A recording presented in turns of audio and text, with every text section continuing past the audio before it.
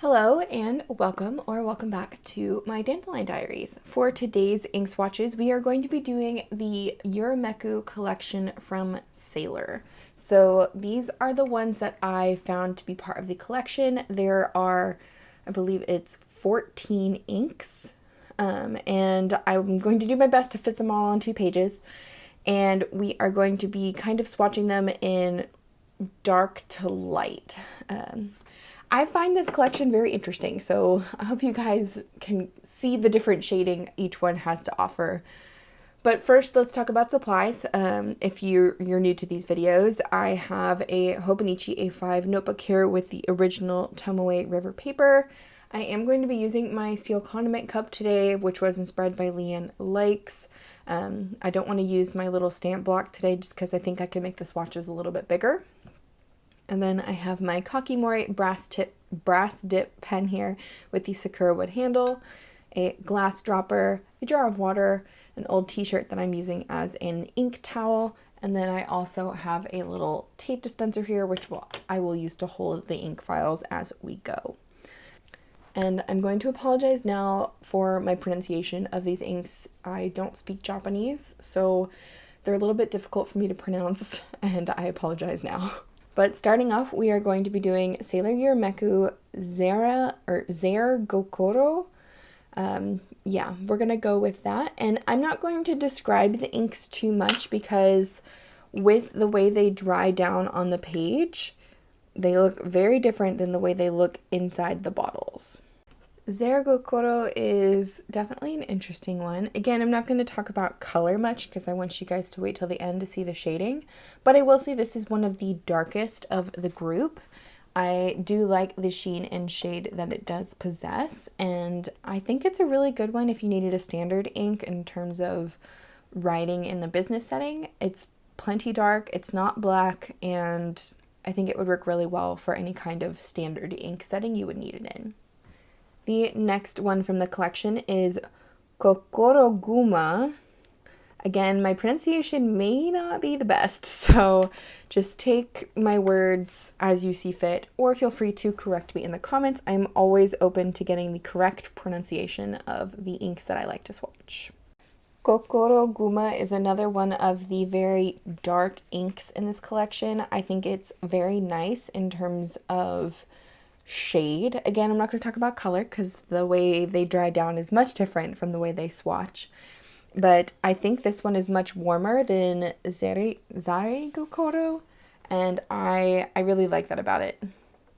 Especially that it has a kind of redness to it, I guess. We'll leave it at that for now. The next ink in this collection I'm going to swatch is Sukigokoro. I will talk a little bit about this one and its coloring because it starts off in this kind of like tealish blue color, and even in the ink bottle itself it looks very blue, but when it dries it's a little different. I do like this one in terms of, again, darkness for more of a business-like setting.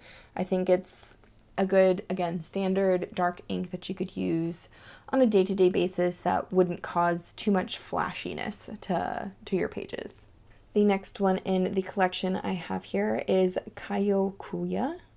And Kyokuya is actually one of my favorites from this collection in terms of the darker shades. And I hope you'll get to see why as they dry down. This one is super duper unique in my opinion. I have never found another ink like it, and I think it is one of the reasons why it's probably one of my favorites in this collection. The next one I have here is, I think it's 𝗖𝗃𝗁𝗏 or 𝗖𝗃𝗁𝗏. It's an interesting shade, much like some of the others on this page. 𝗖𝗃𝗁𝗏 is definitely more of a lighter gray color. I know I said I wasn't going to talk too much about colors, but I will say in this range, this collection, a lot of them do have a very gray base, but the way 𝗖𝗃𝗁𝗏 shades is what makes it super unique, much like the other ones in this collection. I will say there are a few that are not as unique as the others. The next one we have here is Sailor Yurameku Yoi, and the name on this one just makes me giggle. It's so cute. Yoi. Like, I just think of some anime character like screaming Yoi or something like that, and I don't know, it makes me laugh a little bit. Yoi is definitely more of a purpley colored ink. However, I will say it is not purple purple. It's maybe like a dusty bluish gray purple. I really like this ink. I honestly have considered getting a bottle of this one just because it is a color I write with pretty regularly. But I have not made the plunge yet. I wanna give it a little bit more testing and see how I truly feel about it before I go ahead and get a bottle, because as you probably know, Sailor inks tend to be a little bit pricier than some of the other ones available on the market. Next we have Sailor Yurameku Dategokoro or Dategokoro. Again, not super sure on pronunciation. And Dategokoro is definitely the brightest ink out of this collection. So all of the other ones tend to be a little bit more muted. They do have some beautiful colors in that they're shaded, but in terms of like brightness, like punchy colors, this is probably the brightest this collection gets, is with Dategokoro. Next we have Hanagokoro. And again, Hanagokoro is one of those ones that I don't really want to call it a specific color yet, because as it dries down, it looks completely different than when you swatch it. I will say that it's another dark one like the other ones in the beginning.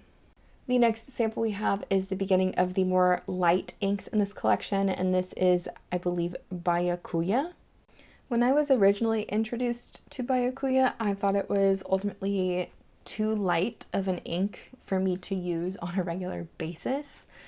But as you'll see as it dries down, it is not as light as its first swatch. And again, this is the lighter end of the collection, but I feel like these ones shade so differently that they aren't really that light in the end. Next we have I think it's Koyoku? Koyokoko? Not super sure. There's two K's next to each other on this one, so my pronunciation is probably not going to be correct. Kayoko is, again, like its neighbor, one of the lighter ends in this collection, but it is a bit more purple. I do like this one, and it does have some beautiful shading, but I feel like it's really close to some of the other Sailor inks, especially those in the Sailor Manyo line. Next we have Sailor Yurameku Seki. Seki is a bit more pink than I would say purple, but it is also gray and green. And again, I don't think I should really comment on the coloring of these yet until they have dried down, but I will say it is, again, like its neighbors, Byakuya and Kokoyo or Koyokuyo. Again, not sure on pronunciation, but I think it is really close to the other ones next to it, and as you see when they dry, they're very, very similar. Next we have Sailor Yurameku Kangyou or Kangyou, and Kangyou is lavendery. It's definitely more purple than pink, but again, it does have that kind of crazy shading that Sailor is famous for, so color may not actually be what it usually is. I do feel like next to Seki, they are almost identical. Honestly, I feel like they're so close that if you could get one over the other, I don't think it would make that much of a difference in terms of writing. In swatches, they may look a little bit more different, but in writing, I think they would be very, very close. Next, we have Sailor Yurameku Kitsune Biyori, I believe is how it's pronounced. And this one is probably one of the most unique colors I have ever encountered. It is kind of pink, kind of brown, kind of beige, honestly even kind of gray. I feel like it is such a chameleon color, and it is unlike anything I have ever swatched before. I honestly really love the coloring on this one, and the shading on this one is pretty unique as well. And the last ink we have in the Yurameku collection is Amamoyoi. And Amamoyoi is, again, one of those color shifters, and it is honestly my favorite ink in the entire collection. I know I talk about my, I guess, distaste for lighter colored inks in writing just because I have a harder time reading them since I do wear glasses, but there's something about this ink when it dries, when it shades, it is so beautiful. It's like a kaleidoscope. Like, I love it so much. All right, you guys, I'm gonna let all of these inks finish drying down on the page here, and then I will be back in a minute and we'll do some close-ups, and I'll talk a lot more about like coloring and how it really looks in person versus what is on camera. Okay, so they have officially dried down. I did have to turn on a light because it got very stormy, so my lighting is partially artificial and I apologize, but the coloring hopefully will show up as accurate as it can be for a camera. But let me zoom you guys in and we'll do some close-ups and I'll talk more about the colors. So starting with our first swatch here, Zaregokoro, it does have a red sheen to it, and the base color is kind of like a navy with this much darker blue black almost shade to it. It is so beautiful. Again, one I think it would be really nice for a workplace setting or anything like that. The sheen is pretty strong though, so if you're not a big sheen person, I don't know if I would go for this one. The red and the blue together looks very, very nice though. Next we had Kokoroguma, which is a bit more of a kind of charcoaly color, I would say. It does have that red sheen as well, but the shading is much like the Zaregokoro in that it is kind of like a darker blue blackish navy color. I think these inks are so unique, honestly. Yurameku stands for flickering or wavering, so I think each one of these with their unique shading is kind of like a flicker into something else, and I like that they named it this way. I think it's really unique. Next we had Sukigokoro, which was this gorgeous kind of like grayish teal base, and then again it has that kind of like dark blue black shading to it. A little bit of a red sheen on this one as well. I don't know, these inks are so unique, and I will say not all of them sheen, but the darker colors tend to do have a bit of a sheen to them. Then we had Kyokuya, still one of my favorites. It is a gray and it does have this dark, again, kind of like navy blue black shade to it. It is a bit more, I don't know, purpley, maybe indigo-y than any of the other ones so far. It's not as blue looking. It does have a bit more of a purple shade. And I will also say this one does not have a sheen normally. And I don't know if you can see, but there's a minor black one on this page here. So maybe on the other paper that I've tried it with, it just never had a sheen. But this one, it seems to have sheen on this specific original 𝗬𝘁𝘁𝗏 paper. Then we had 𝗬𝘁𝘁𝗏. Again, I'm not sure on pronunciation, but the shading on this one is stunning. It reminds me a lot of their Sailor Manyo line with the kind of like pinky, purpley, teal color, but I really think this one's very unique. There is no sheen on this one. It is kind of like a light lavendery color, and honestly, I think in large journaling pages, this would look really, really pretty. I would say if you couldn't get a hold of the Manyo line, this would be a good replacement for ones in that line like Hinoki or Ayame. I think this would be a really good replacement. Maybe even the Fuji. Maybe. I think Fuji's a little bit more pink than this. Then we had Yurameku Yoi. I still really love the naming on this one. It's just fun to say, Yoi. It is a gorgeous, like, dusty purple color, and it has this beautiful, dark, like, blue, purple, indigo-y color center with the shading on it. Absolutely gorgeous. It does have a very, very, very minor black sheen, much like the Kokuya over there, and I really like it. It's a really unique ink. Again, I think one that would be really good for a workplace setting if you are allowed some kind of purple shades. But this is honestly almost like a dark blue gray too. I think you could pull it off with that as well. Next we had Dategokoro. Again, the brightest one in this collection in my opinion. It does have that beautiful red sheen. It is purple. It is like a cool toned purple color with dark purple shading in the middle. I think it's a great purple, honestly. If you needed a really good standard purple ink with some sheen to it, I think this one would be my go-to. I think I have a fondness for the Pilot purples over the Sailor purples, but I might be biased with that one. Then we had Yurameku Hanagokoro. I honestly expected this one to be a lot more pink, and it is a bit more gray. So take that as you will, just because Hana usually means flower. So I don't know if this is like, I don't know what kind of color this would be for a normal flower. I've never seen a flower this color. but it is kind of this kind of purplish, muddy gray color. And then the inside is that, again, kind of blue-black shading. It does have that red sheen. I think it's really unique. Again, a lot of these inks are pretty standalone. They don't really have anything too similar to each one of them. And this one I think would be another one good for business settings or office-like settings, just because it is a darker shade and you could get close enough to black with it and it's still kind of unique in itself. Then we had Byakuya. I really like this one. It's still a little too light in my opinion, but as you see, it started off this very, very pale like lilac color, and now it's much darker. Especially in the writing sample, you can see it is still a dark enough shade that it is readable. The shading is really unique because it also has like this pink and then green.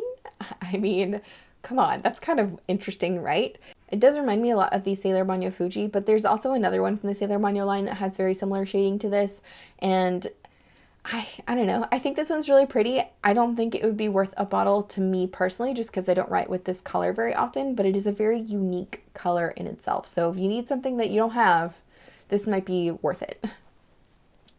Then we had Sailor Banyo Kyokuya. This one actually stands for Polar Nights. I think it is so interesting. It's almost like Aurora Borealis, which I think is what they were going for. It's a bit teal, it's a bit blue, it's a bit pink, it's a bit purple. It's so pretty. I would say this one is not like any of the other ones I've tried from Sailor. It does have very similar shading in that it has like that pink, blue, tealish coloring, but I don't think it's close enough to anything else. I think it's still pretty unique on its own. Then we had Sailor Yurameku Seki. I think this is honestly a dupe for Ayame or Hinoki. It is kind of like a grayish pink color with that green shading. It does have a bit of purple shading in it as well. No sheen, but it is just really, I don't know, it's really interesting. Very, very interesting. Then we had Kangyou, which again looks very similar to Seki, right next to each other. So I think if you could get one over the other, go for it. Seki is a bit more pink and Kangyou is a bit more purple. So this one is kind of like a lavendery lilac color as a base. It is a bit more gray toned, and it does have, again, that kind of like pink shade to it and even that kind of green shade to it as well. Again, all the lighter ones in this collection seem to kind of run together for me. I do like some of them quite a bit, but I think they're not as unique as the darker shades.